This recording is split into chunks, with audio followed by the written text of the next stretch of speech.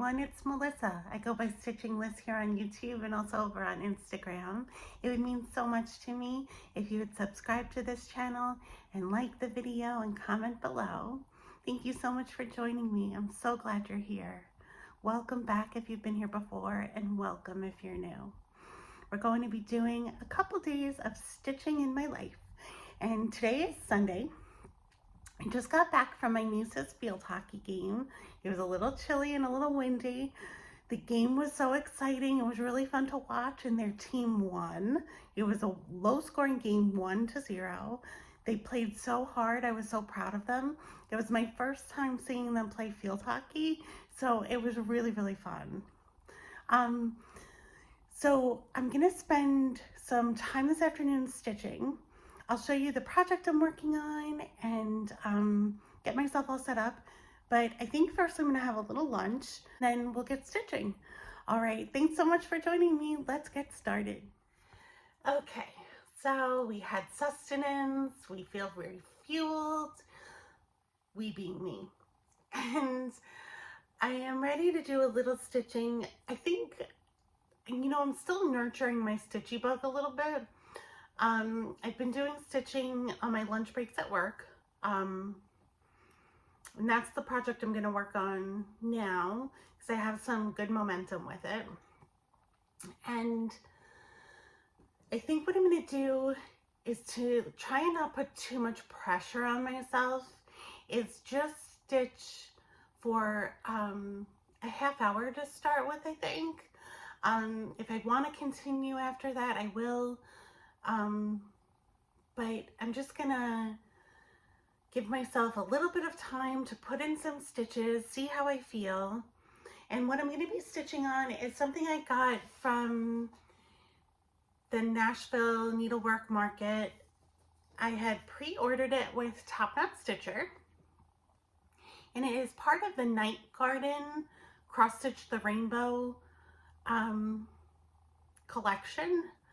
And so the way that collection works is that there were many, many designers who designed a 60 by 60 design on the theme Night Garden. And what they had to use was 4 colors of Threadworks thread. This is the thread. So it's this kind of tan, this grayish purple, a green, and like a royal blue. And the one that I'm working on is by Bendy Stitchy Designs. It's called Stargazing. This is what her model looks like. So you can see it's a mushroom with a snail, another mushroom, the moon and stars, and it's called Stargazing because the snail is looking up to the stars. Now, I love this design. You know I'm into mushrooms, so this really called to me. But I'm not crazy about her fabric choice. I feel like the threads don't pop the way they really could. I understand why she chose this fabric because it's supposed to be the night. So a kind of blue is required, right? Like a blue, something that reflects the night. But I just wasn't thrilled with this. So I went through my stash of fabric in the new box, and I went out on a limb, and I chose something that I feel like is night-ish, but is totally different. So this is where I'm at with this project. I chose this deep magenta fabric. This fabric is 14 Count Ada by Jody of the Steel City Stitchers. I was part of her Fabric of the Month club for a while, and this was one of the fabrics I got. So I'm super excited about how this is looking. Look at those stitches. So what the flowers are is cross stitches and then back stitch over the cross stitch to make like petals. It's really cool. So I'm going to continue to stitch on this for about a half hour, see how I feel. I do have a couple of chores left to do for the day, so we'll see how it goes. And I'll probably watch a YouTube video. All right, we'll see you soon. So I've been stitching for about 15 minutes, and I put in one strand of thread on the moon in the blue. And it occurred to me that I wanted to tell you that the Threadworks thread is super nice. First of all, the skeins that they provided, well, I bought, but that they sold were 20 yards. So I thought that was pretty amazing. You could definitely do several of these night garden projects with these threads.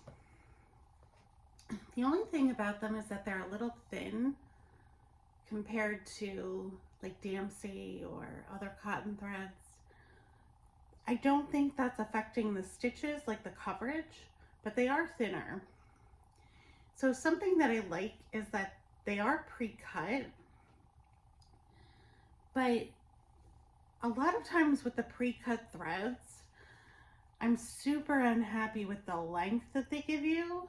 Either it's too short is the worst for me, or they're too long. And okay, here's a confession. Even if the threads are variegated, very rarely do I stitch with 2 strands. I usually stitch with 1 strand and do the loop start method. So I do get a variegation, but it's slightly different than if you had done it with 2 strands. But I just am happier stitching with the loop start.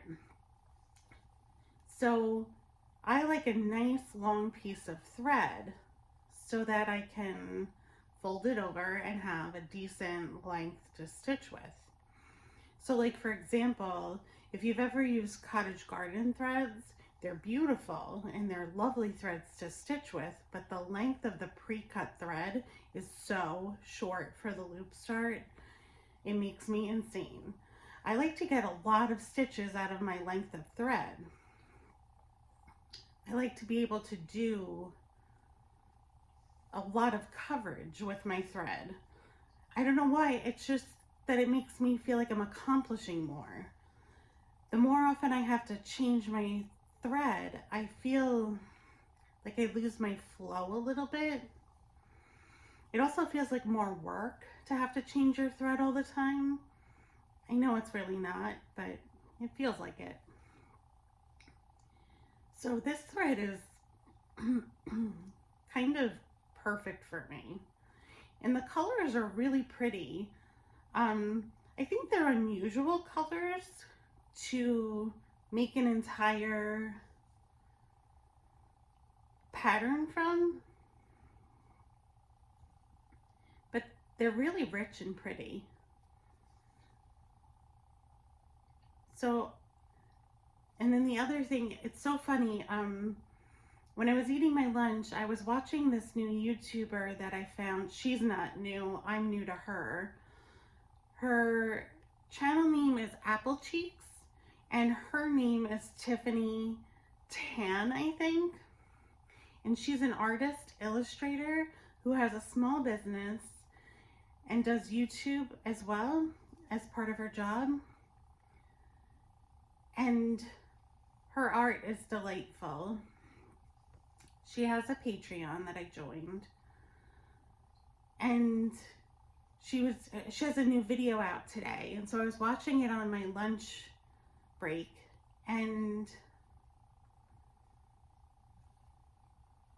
she was talking about how she thinks that sometimes we resist doing things that we know are good for us. And she was talking about her art. The video was a 10-minute a day sketching challenge for a month. So she had a sketchbook and she was trying to do a sketch for 10 minutes a day, every day for a month. And she was resisting it. And so like even throughout the day, she was putting it off and procrastinating. And it's funny with my Stitchy bug,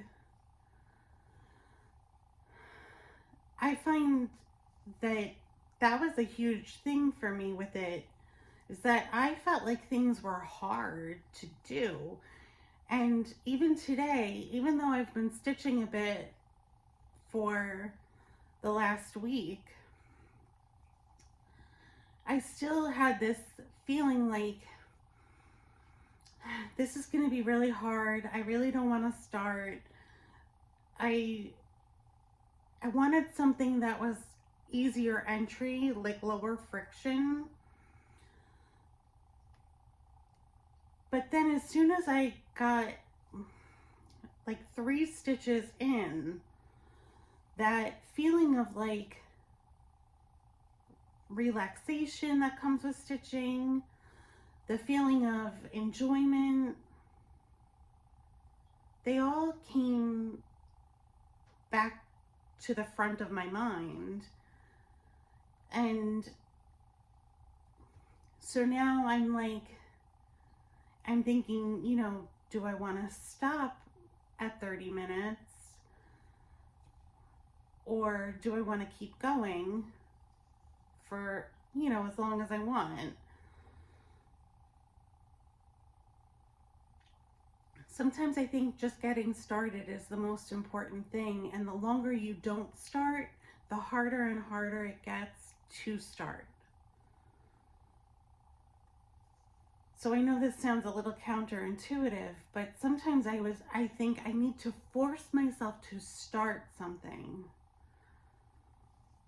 as hard as it might feel, just to get myself to do the thing that's good for me and that I enjoy. I don't know if that makes sense, but those are some of the things that have been coming up since I started stitching 20 minutes ago. So I'm going to continue working on this moon, see how I feel. I'll definitely finish the moon, but then I'll see how I feel if I want to do something else on the pattern. There's another bendy stitchy pattern that I own called Odd World, and it says the world is odd but wonderful or something like that. And I really want to kit it up from my stash, and I don't know if I want to start stitching it as much as I just want to kit it up, because I want to change all the thread colors on it. So that's kind of in my mind too, that I want to do that. If I kit it up today, I could put it in my travel bag and have it in there for if I feel like working on it. So that might be something I do too. We'll see. All right, I'm going to go back to watching my video that I was watching and continue to stitch. Okay, so I feel ready to be done stitching. I really enjoyed it. This is what I did. So I finished the blue in the moon. I feel like that looks so pretty. And then I did this kind of interesting star. And then these 2 Smyrna crosses. Can you see they're Smyrna crosses? And then this little kind of rose, it's the purple thread cross stitches and then the blue thread back stitched on top in like a little spiral. So that's what I did for today. I feel really happy about it. And now I'm gonna move on to a couple of chores, and then I think I'm gonna take my shower, and I may kit up that chart I was telling you about, Oddworld. If I do that, I will bring you with me. All right, see you soon. Okay, so we're showered. We spent some time with the cats, and I'm gonna be kitting up that chart I told you about, the Bendy Stitchy Designs chart. It's called Odd World. I'm gonna show it to you. So this is what it looks like. So you can see it was done in blues. It says the world is odd and sometimes wonderful. So it's done in blues. There's a variegated thread for the border and then corresponding colors inside. So what I'm gonna do is I have some DMC colorist, not sure how you say it. I have some choices for the border. And then I'm gonna use my DMC collection to match up to the border for the inside of the chart. And then I'm gonna choose some fabric that goes with the colors. So let's try it out. So these are the three I'm deciding between. So it's the one that's like pinks and greens and a light blue. This one that's the gray, the tealy blues, and the two colors of purple. And this one that is the bright green and the two colors of purple again. I'm thinking that there's a basket, there's a key, that's a lock, not a key, and a lantern. There's some white that isn't pulled from the border, so I could definitely pull some white. But what I was thinking is this one that has the gray and then the two purples and the blue would be really good for, the gray would be good for the basket and the lock and the lantern. I'm thinking of that one. And then the flower would be maybe purpley, and then two shades of purple for the butterfly. Maybe the dark teal for these dark leaves. I'm gonna pull my DMC colors that match this and see what I can find. Okay, so this is what I decided to go with. This is the colorist. And so I found this dark purple. It's 38.34. There was white in the chart, and I decided to go with this extremely light gray, which is 7.62. This teal, 38.09. This dark gray, 4.13. And this light purple, 1.53. And I looked through my fabrics, and I was happiest with this fabric. It's 16 count parchment by Fiber on a Whim. It's a little green, a little tan, maybe beige. I feel like the colors really pop on it. They all look really nice. So I think that's what I'm gonna go with. And I looked through the chart and I'm gonna be doing the flower in the light blue, the light purple. The words will be in the dark purple. The basket will be in gray, and the lock will be in gray, and the key will be in gray, and the lantern will be in gray. The leaves will be in the teal. There's also a little snail down here that'll be gray and purple. And then that whitish gray will be for the lantern light and the outline of the butterfly. So I'm pretty pleased with this. I might start this tomorrow at my lunch break because I'm pretty excited about it. So thanks for helping me kit this up.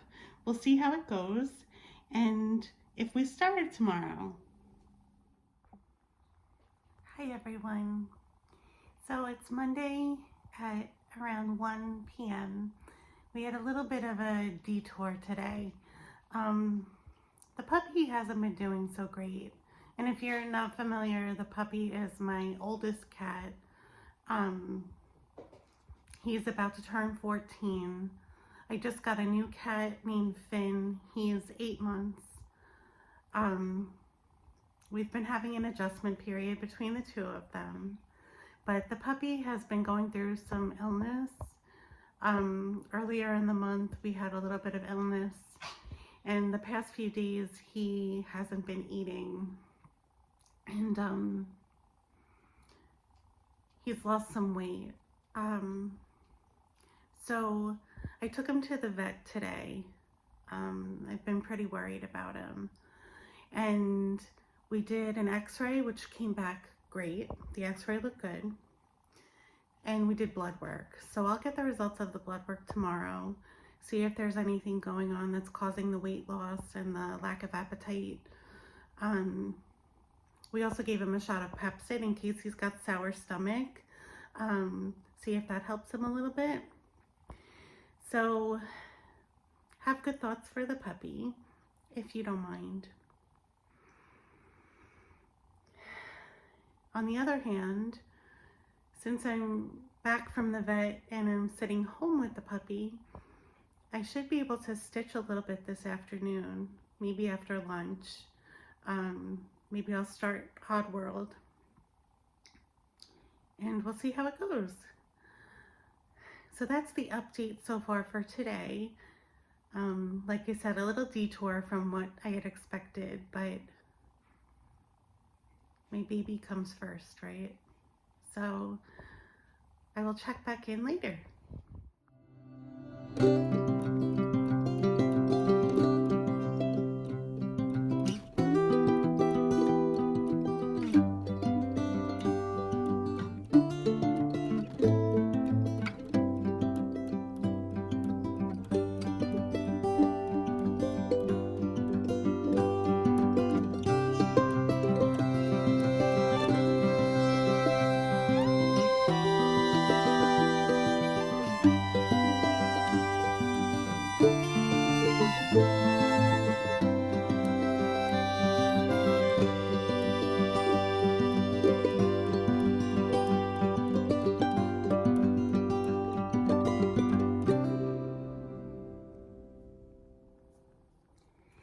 So it's been about an hour. I know that because I was watching a replay of a live stream on YouTube of one of my favorite current YouTubers.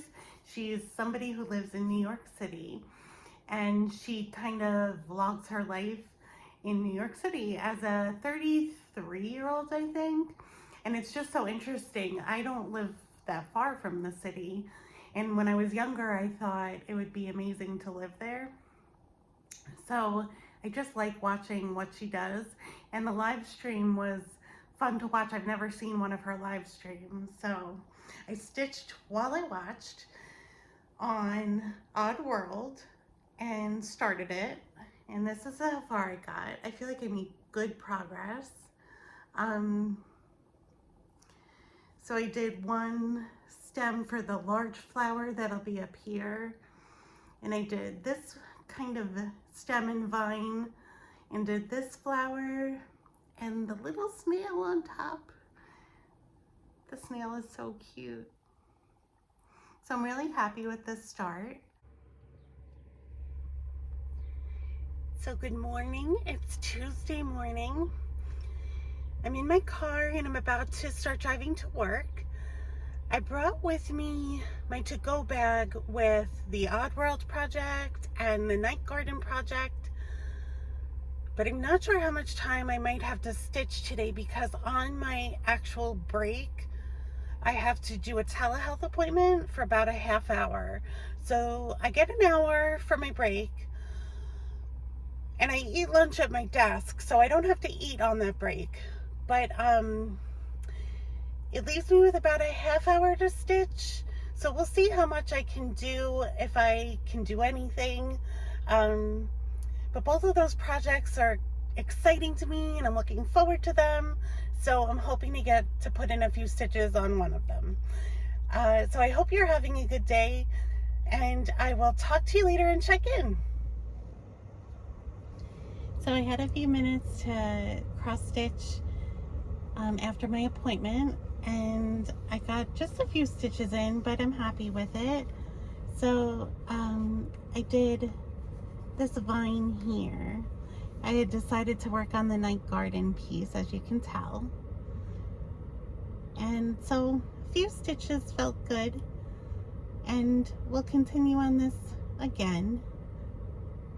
Back to work in just a minute, trying to get through the afternoon. All right, see you later. So it's the end of the day, work day anyway. We're about to head home. I heard from the vet about the puppy's blood work. And it was good news in terms of there not being anything seriously wrong with him that showed up in the blood work. So the blood work all turned out fine.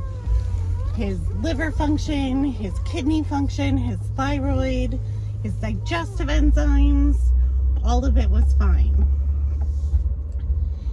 So he's doing all right with his blood, but that leaves the mystery of why is he not eating and why is he losing weight? So there are some other things that can be done, but I think we're going to give him a couple of days to try and recover from whatever is going on. I just have a wonder if he's reacting to Finn being in the house and if that's causing him not to eat. I don't necessarily think that's the cause of the weight loss though. So we'll have to see how he's doing over the next couple of days, and I can see if I want to pursue any more expensive tests that the vet said could be done. So we'll see about that. I got a book in at the library today that I had ordered for the library. It's called Quaker Samplers, and it's beautiful. It's a newish publication, I think either 2024 or 2023. And I can't wait to show it to you. There are so many beautiful things. I mean, if you like Quakers, this book is going to be a book for you. If you don't necessarily love Quakers, I still think you'll find it beautiful to look at, because it's I don't know, I thought, I actually bought 4 books for the library, cross-stitch books, and I didn't know this one was going to be my favorite. I thought perhaps it might be a little bit boring, to be honest, and it just is not. It is stunning. So I can't wait to show you that later when I get home. And I have a long drive ahead of me, so I'm going to put on something to listen to and see how it goes on the way home. I think I'm going to stop at 7-Eleven and get one of my favorite drinks to refresh myself, which is Cherry Coke Zero. So we'll see if I feel refreshed after drinking that. It's been a little bit of a stressful day waiting for those vet blood work results and worrying about the puppy. So that's the update on the puppy. Thank you so much for caring about him. I know you do, so thank you. And I'll see you a little bit later tonight. Okay, so this is that book, The Quaker Samplers, The Ultimate Collection of Traditional and Modern Designs by Leslie Wilkins. So it's a nice cover and the pages are glossy. So it's a really nice book. This is the title page. Well, this is the title page. So she breaks it down. She goes over, you know, how to cross stitch and the tools and materials you need. But then she breaks it down into traditional Quaker designs and modern Quaker designs. And then she gives some additional projects at the end. It's a little weird how the book is set up in terms of where the charts are located. So these are the traditional Quaker designs that she includes in the book. I thought it was interesting. She gives this little paragraph that talks about why Quakers are kind of mysterious and the schools that originally did Quaker designs, the Quaker schools that did the designs. So these designs, I don't believe, come from traditional designs. I think she designed these, but to be in the traditional style. So then what she does is she gives you the sampler. So this is sampler number 1.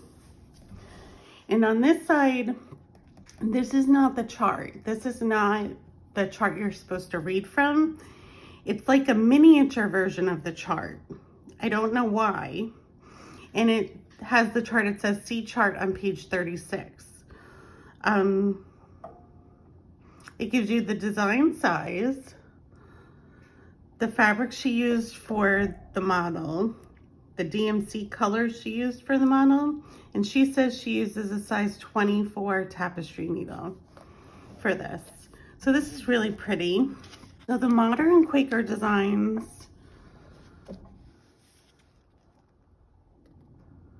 so she gives you, I think it's really cool. She encourages you to use, she has a stitch directory in the back of this book with different Quakers and motifs that you can use to create your own sampler. But these are the modern ones that she's created. And she gives you these projects at the back. So she gives you a heart, a pin cushion. This looks like a biscornu. Another pin cushion, a needle book. And she gives you those projects to do in the back. So I think this is a really beautiful book. I got it I ordered it for the library from Amazon. I don't remember how much it was, but I don't think it was more than $15. So I just wanted to share that with you. I hope that if you like Quakers, this caught your eye. And if Quakers aren't your thing, I hope the beauty of it kind of caught your eye. All right, see you later. Little sneak peek of some sleeping goodness. Hi again. So I just wanted to say thank you so much to a special friend who was kind enough to send me a little treat in the mail. And I wanted to show you. So the first thing is this adorable cat bookmark, which is perfect for me. And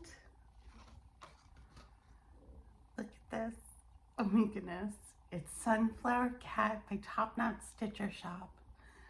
Look, it's a sunflower with a cat as the center. So cute. Thank you so much. I don't know if I can say your name, so I'll just say thank you. You know who you are, and this really made my day. So thank you so much. Okay, so for those of you who saw my last Stitchy vlog, you saw that I stitched this piece of cake and I wasn't sure how I was going to FFO it. So this is how I FFO'd it. I had found these aperture cards in a little kit that was a freebie with a magazine that I got years ago. It's been in my stash for quite a while. So I picked this teal card, and then I went through my sticker collection and I found these stickers. Happy. This is actually silver with dark purple writing, and this is a purple with white writing. Oh, happy day. And then I found these little tiny stickers, so silver, pink, and green. And then I used double-sided tape to put down the cross stitch, and then this this card had the folding over piece, so that's taped down. And then I thought this was really beautiful. I had these quote stickers. It says, "For a star to be born, one thing must happen. A gaseous nebula must collapse. So collapse, crumble. This is not your destruction. This is your birth." So for a birthday card, I feel like this seems perfect. Also, I just feel like the sentiment is so appropriate in general. And then I'll write my message on this side.